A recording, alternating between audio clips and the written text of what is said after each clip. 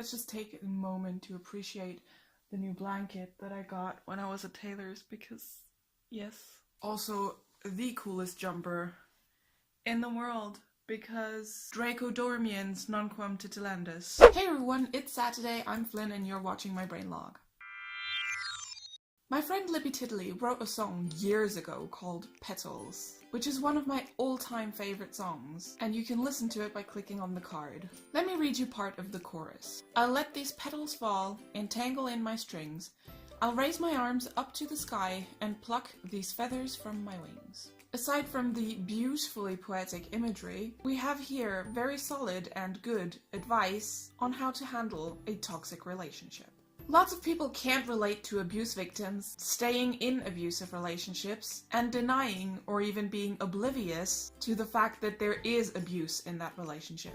And that's good. I'm glad for every person who can't imagine what that's like, because no one should have to experience that. The sad truth, however, is that many people experience it without realizing it. Now, we live in an age where information is constantly available and rubbed into our faces, and people telling us that abuse has many different faces, be it physical or emotional, but knowing and understanding are two different things. You might argue that you understand the difference between physical and emotional abuse, and that both are abuse and therefore bad, but you still might not realize if you're in such a relationship. See what I mean? Knowing and understanding are two different things. Basically, I'm gonna tell you a story from when I was 17 on 18 years old. I was in high school, pretty unpopular, but I had about a handful of friends, including this one friend, let's call her Cherry.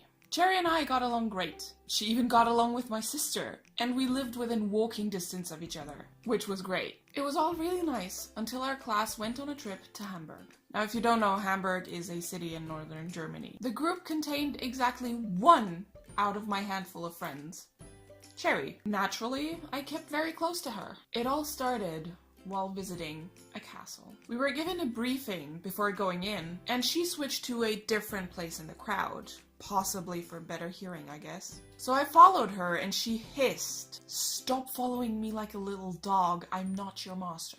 I got a little sulky, I'll admit, but mostly I was terrified. So I kept to myself for the rest of the trip.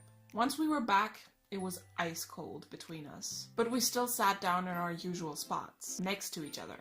And eventually, we talked. I told her that I was being distanced because she'd told me to stop following her, and she told me that she didn't mean that I should spend the trip all on my own. I said that I had no other friends in that travel group, no one else that I was interested in spending time with. Suffice to say, we didn't solve much. This went on for a while and developed into a full-on feud. At some point, I arrived at the station to catch my bus back home after school, and she said something along the lines of, "Ugh, not her." That irritated me a lot because we had the same schedule and we lived one bus stop away from each other, so where else would I be? I did something I'm not proud of, and I vented about it on Facebook. I didn't mention who I was talking about, and we already weren't friends on that platform anymore, so I thought I'd be fine. However, someone screenshotted it and showed her. My DMs were suddenly full of her pretending to be her mother, it was obvious from all the spelling mistakes, threatening to sue me if I didn't take the post down.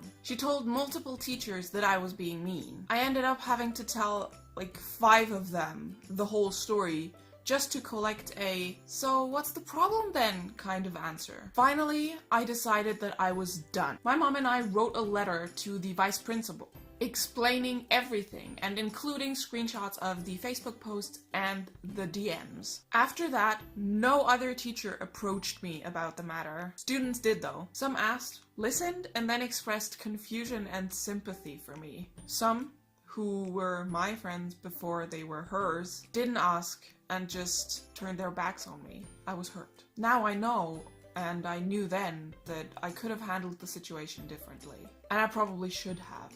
But I also know that the way she and the non-askers handled the situation wasn't the way a friend should handle conflict or unhappiness. I don't know if I did something to start the whole fight. She never said. All I know is that even though it was hard, I did the right thing for my own sanity by cutting her out. She may have been a good friend for a while, but at the first tiny conflict, she turned toxic. And there's a reason why we call these people toxic. They suck away all the good experiences you've had and replace them with bad ones, effectively tainting the whole relationship. This might also be part of the reason why it's so hard to talk about the good times. Like I said, knowing and understanding are two different things. This happened more than 5 years ago, and I'm only now understanding how lucky I am that I got out of that relationship at this point in time, rather than making up just to wait for the next storm to hit. I have a hard time remembering the fun times and the happy moments with Cherry. And I'm guessing that that's because I've only just realized how toxic that relationship was in the end, rather than just, oh well, we had a fight. So now that I've understood the toxic nature of it, now is the time for me to start remembering the good times and analyze what that relationship, that friendship was. Because that's the thing. Life can only be understood backwards, but must be lived forwards. That's a quote, but I don't know their name by heart, so I'll just put it on the screen. People get in fights. And I've had this conversation, I think, 3 or 4 times over the past couple of days. But people fighting with each other doesn't have to mean that they don't like each other anymore. On the other hand, the way that people handle fights says a lot about the way that the relationship is built. Hello, Editing Flynn would like to add that I'm not saying that there's always one person who is at fault if there is an argument. Sometimes it's everyone's fault, and sometimes it's no one's fault, and sometimes it's one of the parties' fault. They're all possible.